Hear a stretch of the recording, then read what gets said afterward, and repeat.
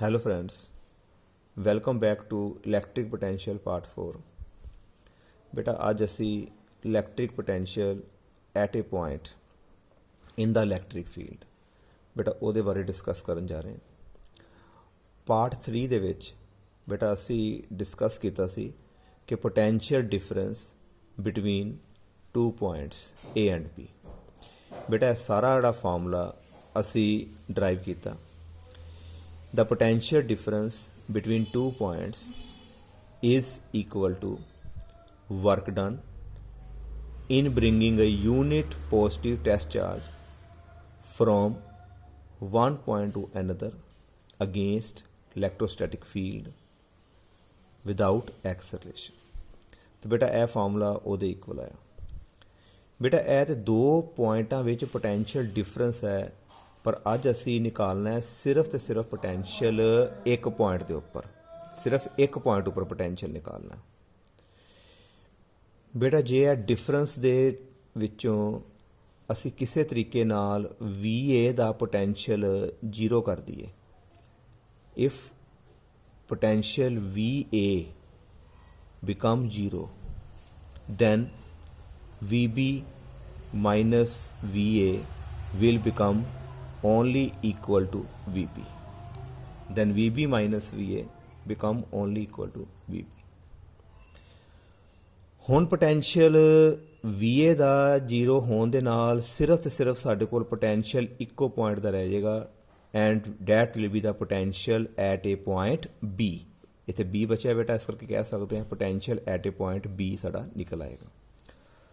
ਪਰ ਪ੍ਰੋਬਲਮ ਹੁਣ ਆ ਗਈ ਕਿ VA ਨੂੰ ਜ਼ੀਰੋ ਬੇਟਾ ਕਿਸ ਤਰ੍ਹਾਂ ਕੀਤਾ ਜਾਵੇ।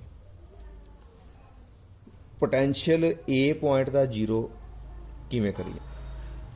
ਜਦੋਂ ਬੇਟਾ ਅਸੀਂ ਕੱਲ ਪੋਟੈਂਸ਼ੀਅਲ ਡਿਫਰੈਂਸ ਵਾਲਾ ਆਰਟੀਕਲ ਪੜ੍ਹਿਆ ਤੇ ਤੁਸੀਂ ਦੇਖਿਆ ਸੀ ਕਿ ਜਿਹੜਾ A ਪੁਆਇੰਟ ਵੀ ਸਾਡਾ ਬੇਟਾ ਇਲੈਕਟ੍ਰਿਕ ਫੀਲਡ ਦੇ ਅੰਦਰ ਸੀਗਾ। ਜਿਹੜਾ ਪੁਆਇੰਟ ਇਲੈਕਟ੍ਰਿਕ ਫੀਲਡ ਦੇ ਅੰਦਰ ਹੋਏਗਾ ਉੱਥੇ ਦੇ ਪੋਟੈਂਸ਼ੀਅਲ ਹੋਏਗਾ। ਤੇ ਜੇ ਅਸੀਂ A ਪੁਆਇੰਟ ਨੂੰ ਇਲੈਕਟ੍ਰਿਕ ਫੀਲਡ ਦੇ ਬਾਹਰ ਮੰਨ ਲਈਏ, ਇਨਫਿਨਿਟੀ ਤੇ ਮੰਨ ਲਈਏ, ਇਲੈਕਟ੍ਰਿਕ ਫੀਲਡ ਤੋਂ ਬਾਹਰ ਦਾ ਮਤਲਬ ਇਨਫਿਨਿਟੀ ਤੇ ਲੈ ਜਾਈਏ, ਤੇ ਉੱਥੇ ਬੇਟਾ ਪੋਟੈਂਸ਼ੀਅਲ ਜਿਹੜਾ ਹੈ ਜ਼ੀਰੋ ਹੋ ਸਕਦਾ। ਇਹਦਾ ਮਤਲਬ VA can be zero if we take point A at infinity. Infinity ਦਾ ਮਤਲਬ ਹੈ आउट ऑफ इलैक्ट्रिक फील्ड। जे असी बेटा इनू इलैक्ट्रिक फील्ड तो बाहर ले जाएंगे पॉइंट A ਨੂੰ, फिर साढ़े को बेटा उत्थे पोटेंशियल जीरो हो जाएगा। हाँ जी क्लीयर। ਇਹਦਾ ਮਤਲਬ ਅੱਗੇ ਤੇ ਬੇਟਾ ਅਸੀਂ ਚਾਰਜ ਲੈ ਕੇ ਆਂਦੇ ਸੀ A ਪੁਆਇੰਟ ਤੋਂ B ਪੁਆਇੰਟ ਤੇ ਸਾਨੂੰ ਵਰਕ ਕਰਨਾ ਪੈਂਦਾ ਸੀ ਤੇ ਉਹ A ਤੋਂ B ਤੱਕ ਪੋਟੈਂਸ਼ੀਅਲ ਡਿਫਰੈਂਸ ਬਣਦਾ ਹੈ। पर जेकर असी बेटा चार्ज लैके आईए infinity two point B, infinity two point B, infinity के उत्ते तो बेटा पोटेंशियल जीरो है, तो यदा मतलब सिर्फ तो सिर्फ साड़ा पोटेंशियल जिहड़ा निकलेगा वो सिर्फ तो सिर्फ निकलेगा potential of A point B calculate होएगा। Now if A is at infinity then RA become equal to infinity। ਉਹਦਾ ਡਿਸਟੈਂਸ ਜਿਹੜਾ ਹੈ ਸੋਰਸ ਚਾਰਜ ਤੋਂ ਬੇਟਾ ਕੱਲ ਅਸੀਂ ਡਾਇਗਰਾਮ ਬਣਾਈ ਸੀ ਜਿਹੜੀ ਇਹ RA ਤੇ RB ਜਿਹੜੇ ਡਿਸਟੈਂਸ ਸੀਗੇ ਬੇਟਾ ਅਸੀਂ ਇਹ ਸੋਰਸ ਚਾਰਜ ਤੋਂ ਲਏ ਸੀ। ਤੇ ਜੇ ਇਹ ਪੁਆਇੰਟ ਹੀ ਸਾਡਾ ਬੇਟਾ ਇਨਫਿਨਿਟੀ ਤੇ ਚਲਾ ਗਿਆ, ਇਹਦਾ ਮਤਲਬ ਹੈ ਸਾਡਾ RA ਇਨਫਿਨਿਟੀ ਹੋ ਗਿਆ। ਤੇ ਜੇ ਇੱਥੇ ਅਸੀਂ ਇਨਫਿਨਿਟੀ ਪੁੱਟ ਕਰਦੇ ਹਾਂ ਨਾਲ ਤੇ ਸਮਥਿੰਗ ਓਵਰ ਇਨਫਿਨਿਟੀ ਸਾਨੂੰ ਪਤਾ ਬੇਟਾ ਉਹ ਜ਼ੀਰੋ ਹੋ ਜਾਏਗਾ। ਅਸੀਂ ਸਾਰੀ ਵੈਲਿਊ ਇੱਥੇ ਬੇਟਾ ਪੁੱਟ ਕਰਦੇ ਹਾਂ। ਦੇਅਰਫੋਰ W बेटा ए की जगह ते आ गया बेटा इनफिनिटी B डिवाइडेड बाय आ गया बेटा तुहाडे कोल Q not W infinity B over Q not, क्योंकि बेटा असीं इनफिनिटी तो B ते आ रहे हैं and it is VB minus zero, क्योंकि जो बेटा चार्ज नूं इनफिनिटी तो लैके आओगे तो उत्थे जिहड़ा साडा पोटैंशियल कितना हो जाएगा zero is equal to 1 over 4 pi epsilon naught Q over RB minus 1 over 4 pi epsilon naught Q divided by infinity, and we get work done from infinity to b in taking a unit positive charge will become only equal to Vb is equal to 1 over 4 pi epsilon naught Q over RP। क्योंकि बेटा आज ਜਦੋਂ infinity ਨਾਲ divide ਕਰੀਏ ਤੇ ਸਾਰਾ ਕਿੰਨਾ ਹੋ ਜਾਏਗਾ 0। ਇਹ ਸਾਰੀ ਟਰਮ 0 ਹੋਣ ਕਰਕੇ ਸਾਡੇ ਕੋਲ ਸਿਰਫ ਤੇ ਸਿਰਫ ਆ ਫਾਰਮੂਲਾ ਬਚਿਆ। ਇਹਦਾ ਮਤਲਬ potential at any point B in electric field is given by 1 over 4 pi epsilon naught Q divided by RP। or if we find the potential at any point say R, किसी भी R distance से निकालना है, then we get 1 over 4 pi epsilon naught Q divided by R। This is the formula for electric potential at a point, but the main condition is that we have to bring the charge from infinity to that point। बेटा clear? ਇਹ same article ਅਸੀਂ ਬੇਟਾ ਜਿਸ ਤਰ੍ਹਾਂ ਕੱਲ potential difference ਵਾਲਾ article ਨਿਕਾਲਿਆ ਉਸ ਤਰ੍ਹਾਂ ਅਸੀਂ ਸਾਰਾ ਆਰਟੀਕਲ ਦੁਬਾਰਾ ਨਿਕਾਲ ਸਕਦੇ ਹਾਂ, ਬਟ ਫਰਕ ਕੀ ਪਏਗਾ ਜਿੱਥੇ ਅਸੀਂ A ਪੁਆਇੰਟ ਇਲੈਕਟ੍ਰਿਕ ਫੀਲਡ ਦੇ ਅੰਦਰ ਲਿਆ ਅੱਜ ਅਸੀਂ A ਪੁਆਇੰਟ ਇਲੈਕਟ੍ਰਿਕ ਫੀਲਡ ਦੇ ਬਾਹਰ ਲਵਾਂਗੇ ਤੇ ਜਿਹੜੀ ਬੇਟਾ ਅਸੀਂ ਲਿਮਿਟ ਪੁੱਟ ਕੀਤੀ ਸੀ ਉਹ ਲਿਮਿਟ ਜਿਹੜੀ ਆ A ਤੋਂ B ਸੀ ਤੇ ਅੱਜ ਇਹ ਲਿਮਿਟ ਬੇਟਾ ਇਨਫਿਨਿਟੀ ਟੂ B ਆਏਗੀ। ਤੇ ਬਾਕੀ ਸੇਮ ਤਰੀਕੇ ਨਾਲ ਬੇਟਾ ਉਹਨੂੰ ਅਸੀਂ ਕੈਲਕੂਲੇਟ ਕੈਲਕੂਲੇਟ ਕਰਦੇ ਜਾਓ। ਤੁਹਾਡੇ ਕੋਲ ਖੀਰ ਦੇ ਵਿੱਚ ਬੇਟਾ ਇੱਕ ਸਿੰਪਲ ਆਈਓ ਫਾਰਮੂਲਾ ਬਚੇਗਾ। ਨੈਕਸਟ ਬੇਟਾ ਅਸੀਂ ਪੜ੍ਹਨ ਲੱਗੇ ਹਾਂ ਯੂਨਿਟ ਆਫ ਪੋਟੈਂਸ਼ੀਅਲ ਡਿਫਰੈਂਸ ਜਾਂ ਬੇਟਾ unit of electric potential. SI unit of electric potential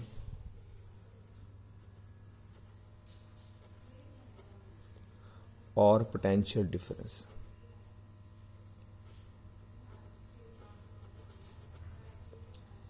is volt।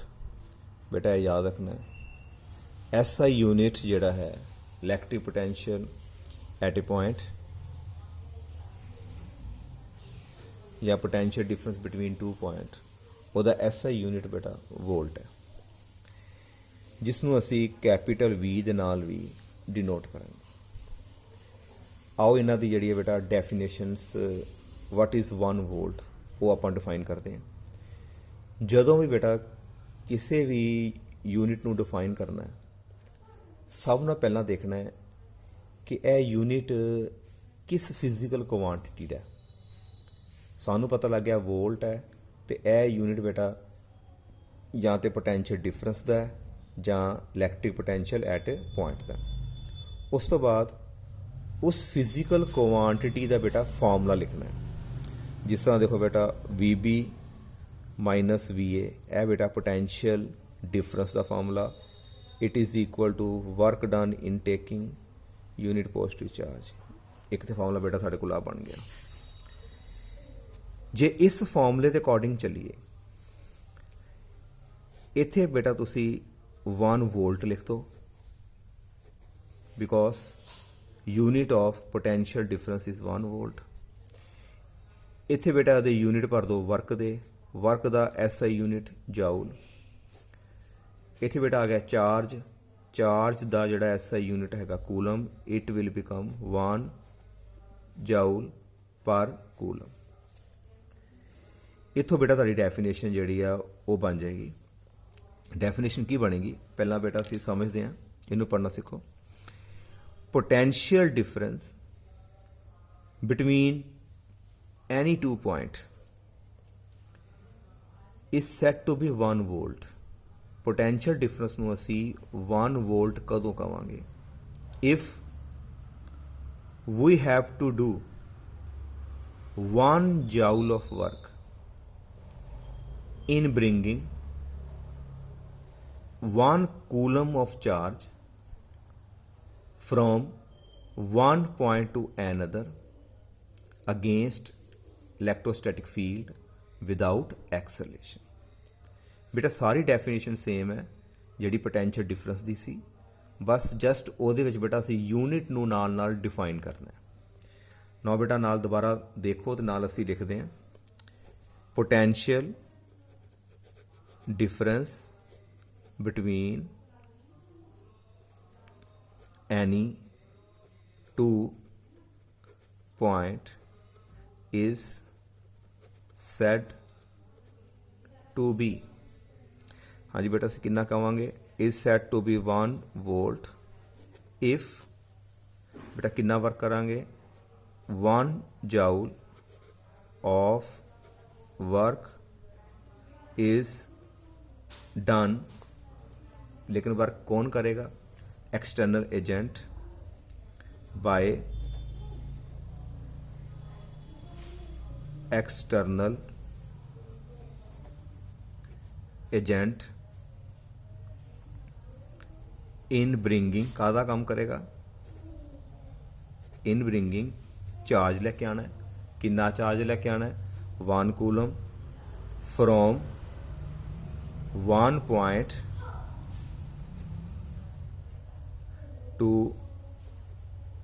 another without acceleration, ਤੇ ਕਿਹਦੇ ਅਗੇਂਸਟ ਲੈ ਕੇ ਆਣਾ ਹੈ, ਅਗੇਂਸਟ ਇਲੈਕਟ੍ਰਿਕ ਫੀਲਡ। बेटा आ ਤੁਹਾਡੀ ਡੈਫੀਨੇਸ਼ਨ ਹੈ potential difference between 2 points. Similarly बेटा जे इलैक्ट्रिक पोटेंशियल का यूनिट पूछा जाए ਉਹਦਾ यूनिट भी वोल्ट है, जे इनू डिफाइन करना है तो पहला बेटा electric potential at a point का फॉर्मूला लिखना पेगा। वो फॉर्मूला की होंदा है, किसी भी पॉइंट का पोटेंशियल की चीज़ हैगी है, वर्क डन बेटा कित्थों लैके आए सी चार्ज असी इनफिनिटी तो, किसी भी पॉइंट ते लैके आना है, सपोज कोई पॉइंट है बी ते लैके आना है तो साढ़े कोल ओ ਜਿਹੜਾ बी पॉइंट का की आ जाएगा बेटा पोटेंशियल आ जाएगा। बेटा हुण इन्हां दे असी विच यूनिट पुट कर दिंदे हैं, पोटेंशियल का अगेन यूनिट साढ़े कोल आ जाएगा 1 volt, work done again 1 joule, charge 1 coulomb, यह बन जाएगा 1 जाउल पर कूलम। पर बेटा इस दी डेफिनेशन दे विच थोड़ा जिहा फर्क आएगा, आओ बना के देखते हैं। Now this is potential at a point, now potential at any point B is set to be 1 volt.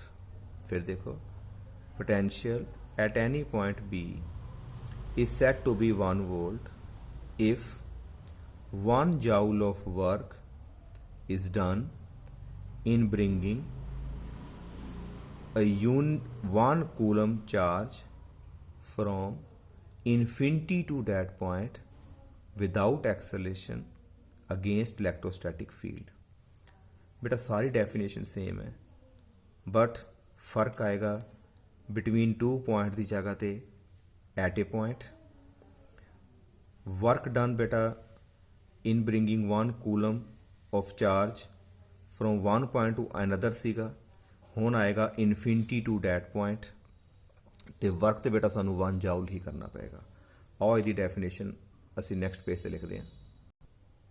आओ बेटा डेफिनेशन देखते हैं।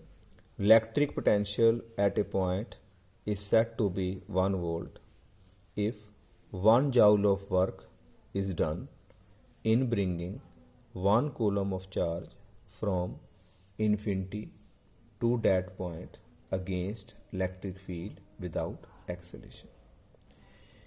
बेटा यह टॉपिक अज इत्थे ही असी कंप्लीट करते हैं। नैक्सट लैक्चर दे विच बेटा असी कुछ प्रॉब्लम्स जड़ियां ने बेस्ड ऑन इलैक्ट्रोस्टैटिक पोटेंशियल्स जड़े आ उहदे बारे आपां बेटा डिस्कस करांगे। Thank you.